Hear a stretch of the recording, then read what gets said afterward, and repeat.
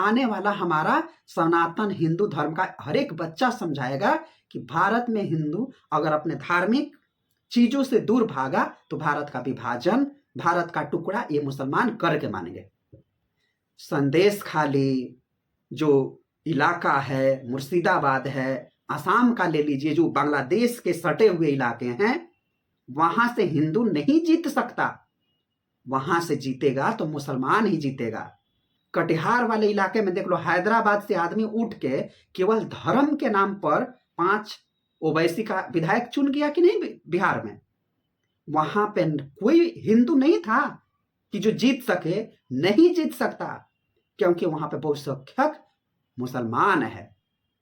ऐसे ही भारत में जहां जहां बहुसंख्यक हुआ मुसलमान, वहां से हिंदू कभी जीत नहीं सकता।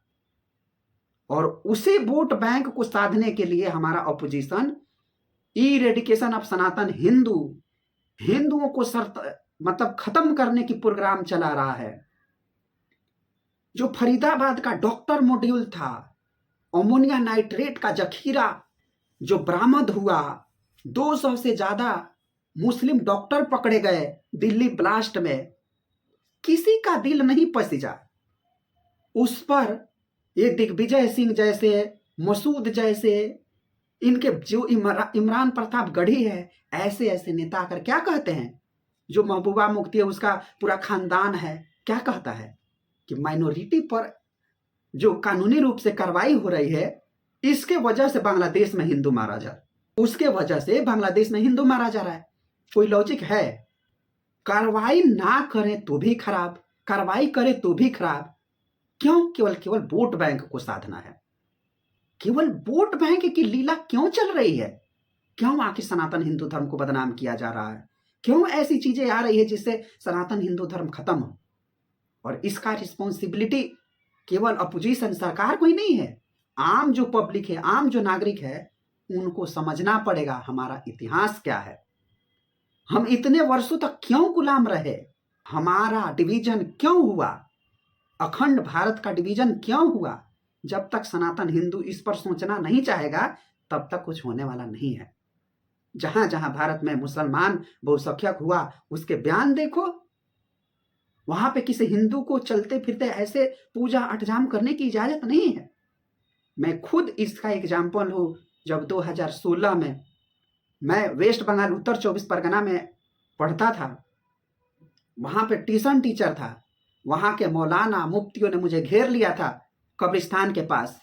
और वो क्यों घेरा था, इसका रीजन यही था कि मैं सुबह सुबह पूजा करता था, घंटा बजाता था, शंख बजाता था, तो उनके कब्रिस्तान के उनके जो पूर्वज है वो उठकर उनको सताते थे। इसलिए मुझे टारगेट किया गया, मुझे कहा गया कि अगर तुम शंख बजाओगे, अगर तुम घंटा बजाओगे तो तुम्हारा हर्ष बुरा होगा, अंजाम बुरा होगा।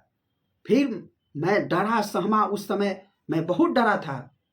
फिर बाद में मैंने जिनके घर के माता पिता के बच्चों को पढ़ाने जाता था, उनके फैमिली से मेरी बात हुई, उनकी फैमिली जाकर उन मुफ्तियों से, मौलानाओं से बात किया कि अच्छा बच्चा है, पंडित है, हमारे बच्चे को बहुत ही 200-400 रुपए में ट्यूशन दे रहा है, पढ़ा रहा है, इसको ऐसे प्रताड़ित ना किया जाए।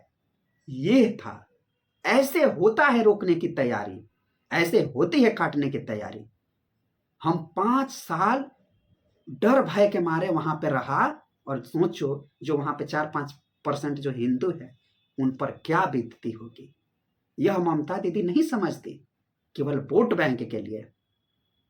मैं आग्रह करता हूं कि इस 2026 के इलेक्शन में वेस्ट बंगाल की जनता को यह सब देखना होगा कि हमारी बहु बेटियों बच्चियों को बचाना है।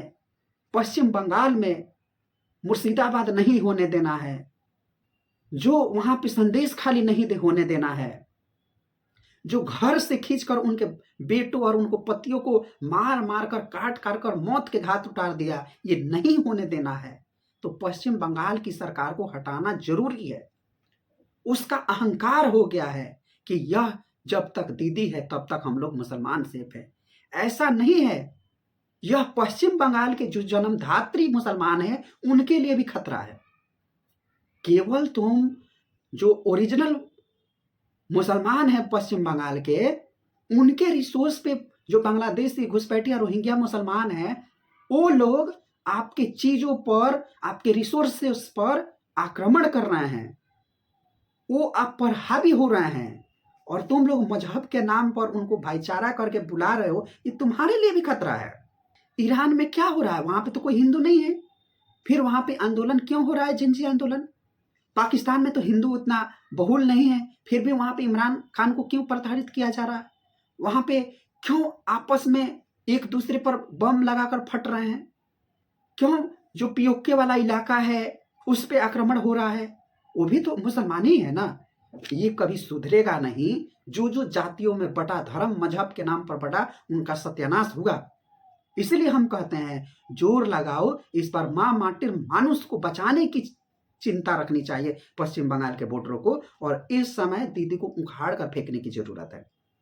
अब आप कहेंगे कि आप पॉलिटिकली हो रहे हैं कथावाचक से। कथावाचक हैं, उसके साथ साथ मैं पॉलिटिकल एनालिस्ट भी हूं, और जहां जहां ऐसी चीजें होती है उस पर बोलना हमारा दायित्व है। इसी के साथ पश्चिम बंगाल के लोगों को आह्वान करते हुए मैं ये कहता हूं, इस बार परिवर्तन करो और सत्ता को उखाड़ कर फेंको। चाहे कोई भी सरकार बने जो सनातन हिंदुओं को सेव कर सके, सनातन हिंदू को बचा सके। खिदिरपुर ना हो, खिदिरपुर में हिंदू जाकर देखते हैं ना क्या स्थिति है, क्या भयावह स्थिति है खिदिरपुर में।